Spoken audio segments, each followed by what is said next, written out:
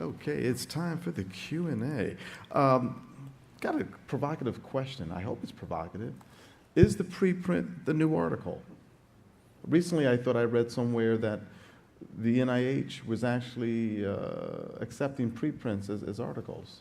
Is this working? So it's not yet the new article.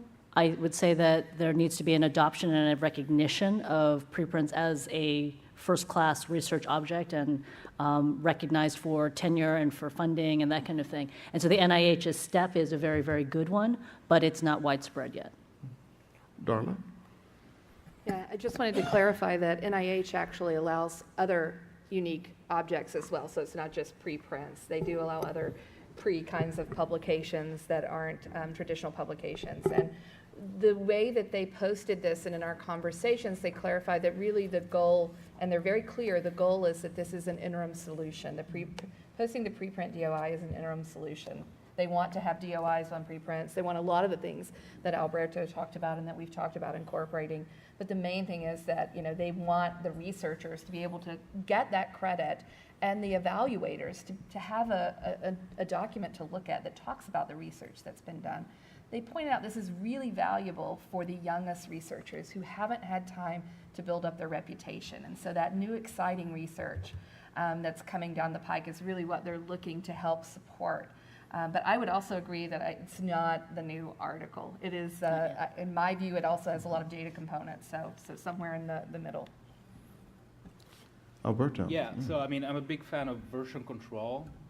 So I would say that preprint is just an earlier version of an article. But yeah, it is an article. Mm-hmm. Yeah.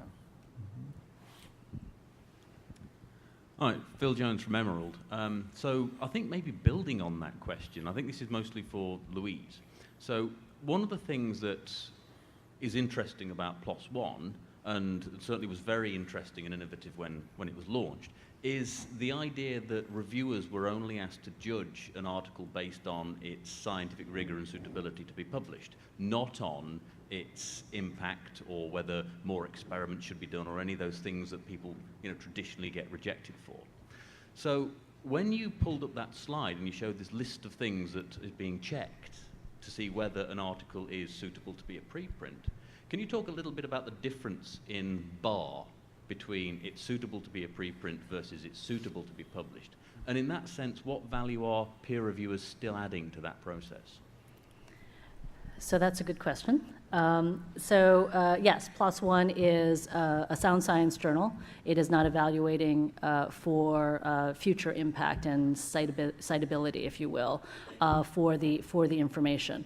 The preprint level of checking is what we do for all of our PLOS One content within the first couple of days of its life. And those things are to check about plagiarism, the basics, that it is original, and that it is actually science. So there is a certain amount of work that's done around whether or not it's actually responsible to say that this is something that can be disseminated now. When it goes to the peer review process, there's going to be more rigor attached to the data that's associated with it, and the scientific experiment itself for its soundness. But that's where the time takes in the peer review process for PLOS One. But at the very, very beginning, we can tell at the outset whether or not the risk factors that I listed on the left-hand side are in fact the ones that it passes that bar within the first few days. Yeah, so hi, Pierre from Code Ocean. Is it possible for you guys to talk a little bit about ideas around sustainability, like actual, how do we pay for this? How do we sustain it? Sure. Oh, go ahead. Do you want me to take that one first? Absolutely. Okay. Not sure this is on. It is. So we've thought about this from the beginning. I think the main thing is looking at all of the different technology options that are out there, making sure that you choose the right one that's the right fit, that doesn't have a price associated with each preprint. That's a killer. Your cost per preprint are really the killer for sustainability. Mm-hmm. So on the cost side, we did a really thorough analysis in RFP and obtained a number of estimates and looked at that and really worked that out, as well as the steps in our process. So we're trying to automate steps in our process so that we don't have excuse me, do you mind? Okay. Thank you. The ongoing costs as we move ahead. The revenue or the income side of the business is really about sponsorship, but also the one-click transfer to journals. It's a bit of like marketing. You want your journal to be on this hot site where the newest content is being posted, right?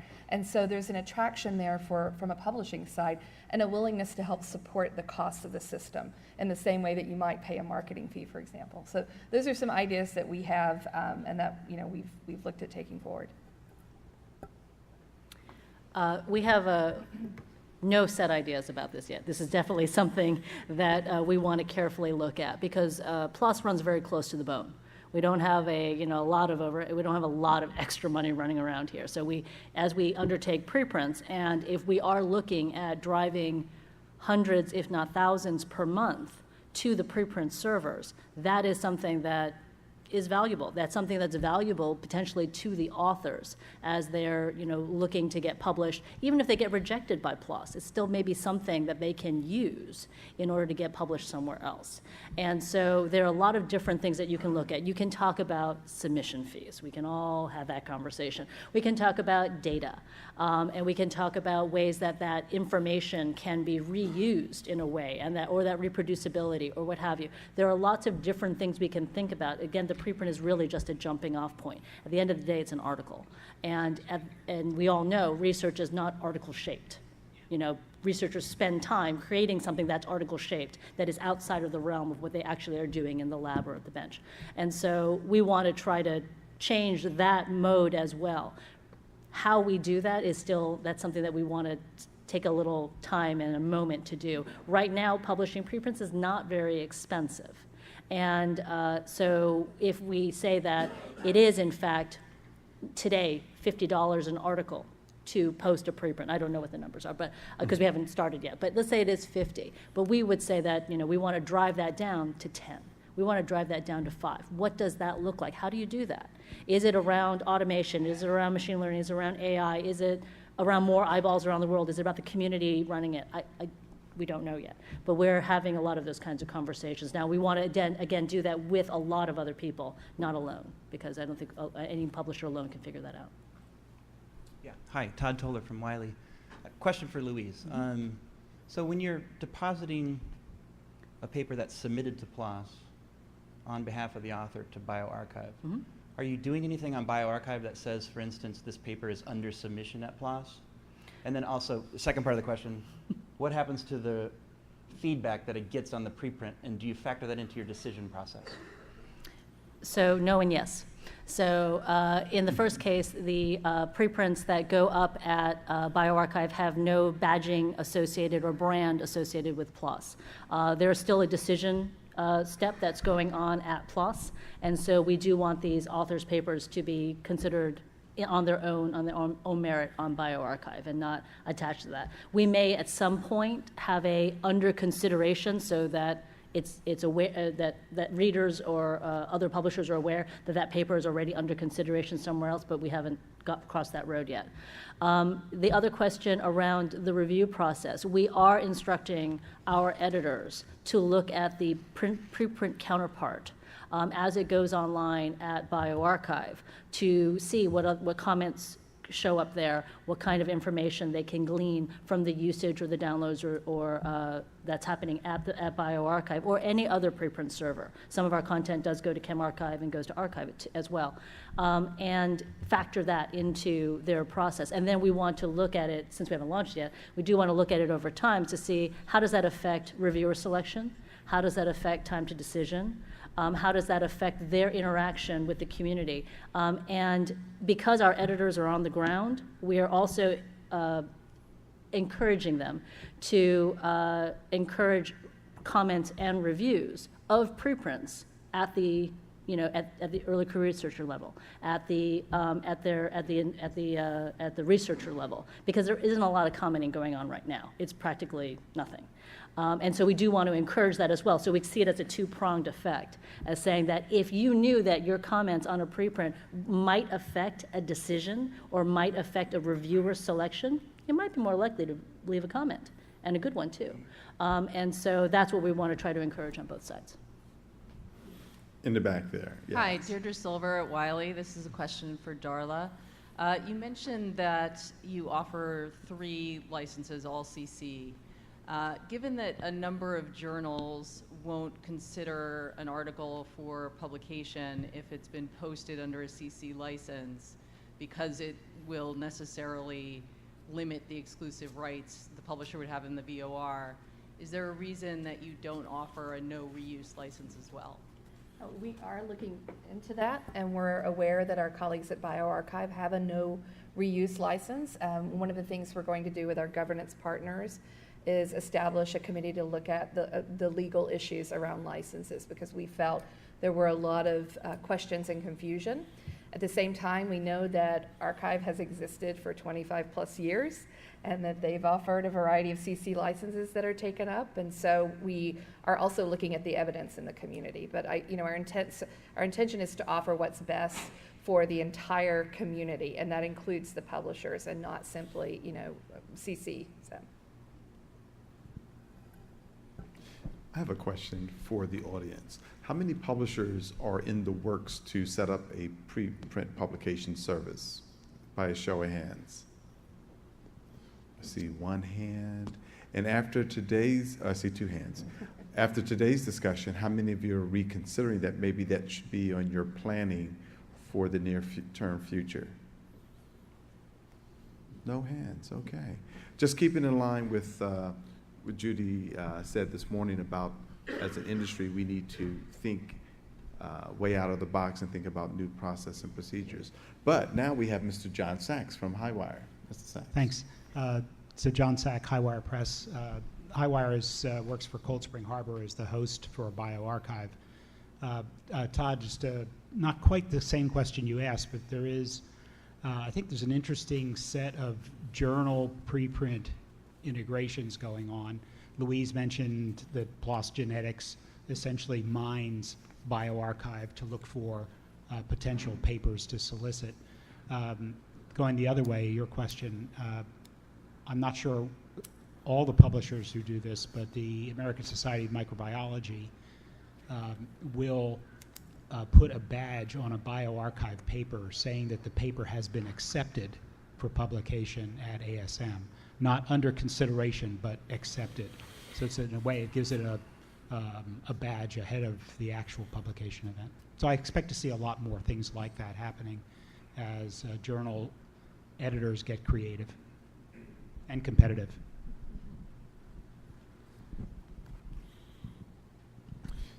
Yes, we have a question.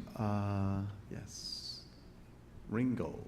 Hi, Christine Orr with Ringgold, and this question is for Darla. Yesterday at Society Day, we talked a lot about culture, and in your discussion on preprints, you noted that ACS has been able to, and your partners have been able to remove a lot of the obstacles, the financial, the technical obstacles to it. How much is the culture changing towards, I mean, is the chemistry community becoming more naturally open to collaboration, or is this really like the funders are driving this? I'm just really curious. I would say that we do have a good portion of our community now becoming more open. I was really surprised because I've been in the chemistry community, that's my background and research, and also when I was at Wiley before I joined ACS. So I've been in the chemistry community for 19 years, and I have not seen that level of interest and excitement. And these are the kinds of researchers that are going to get a Nobel Prize someday. This is some of the top-notch researchers, as well as kind of the entire span. We have submissions coming in from all around the world now, and so different levels of expertise and experience.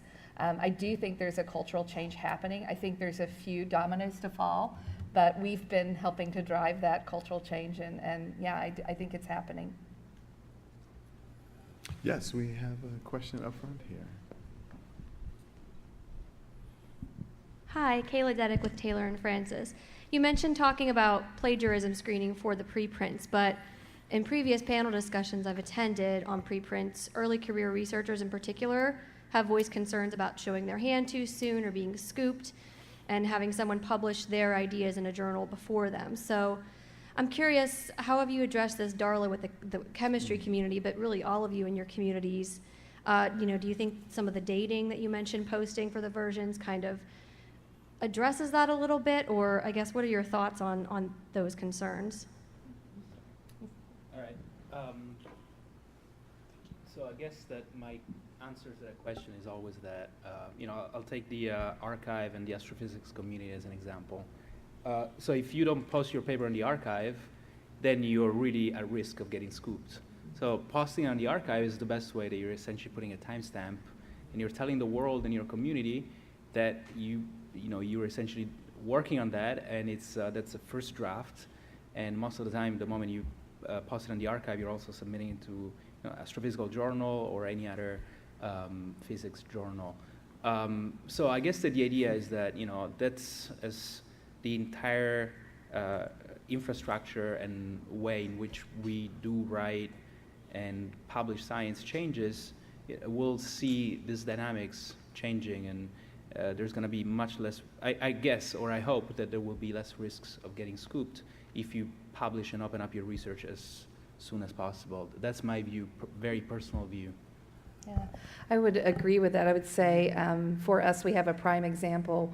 Ryan Shenvey at Scripps posted a really interesting preprint, and he posted the preprint because he was frustrated with the peer review process that was ongoing at where his article was originally submitted. He basically posted it, did not expect the kind of attention he got, but it became a prime example because shortly thereafter another article posted and published, and had he not made that available, he would have had no claim to the research on a preprint server. That was covered in Wired magazine, that particular situation. So I think the more publicity that showcases, and the more we can build those things into the system, like the time and date stamping and the versioning and the ability to follow that, the better we're going to be able to support researchers across the board. I'll also just say one more comment.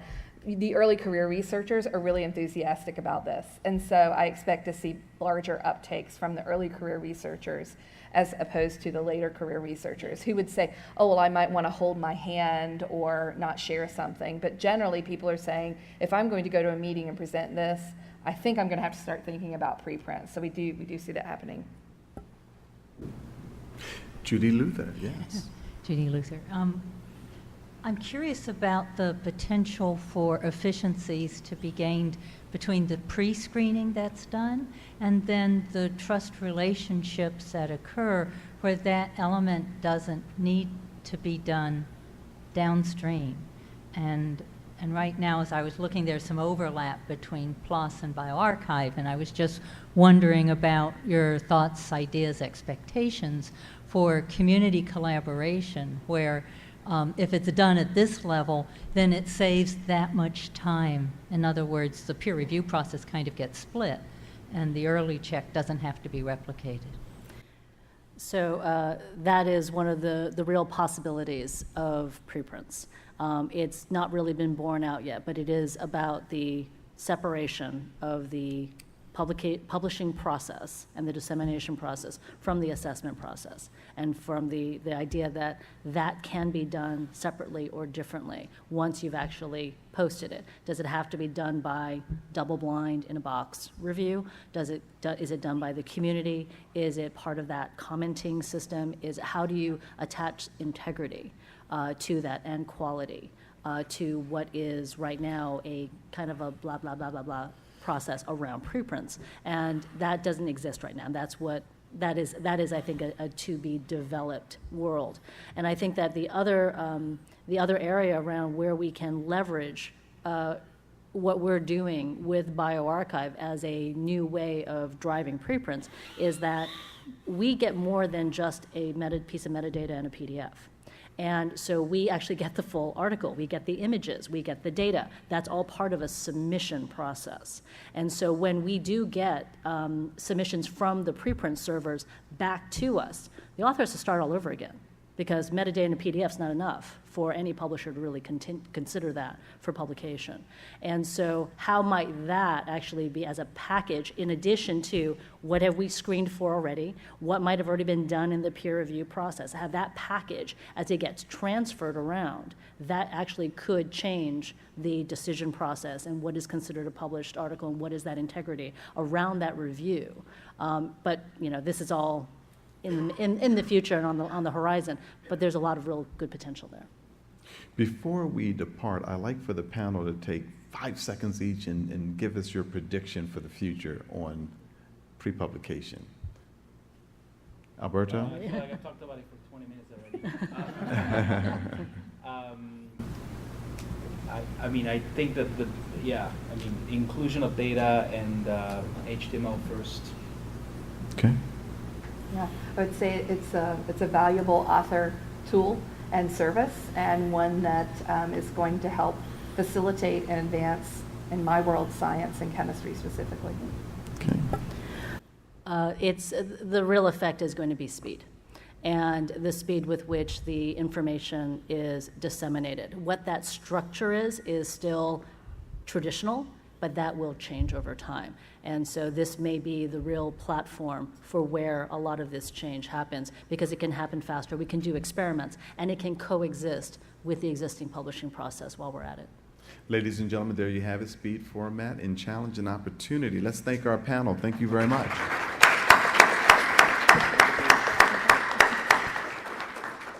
Okay.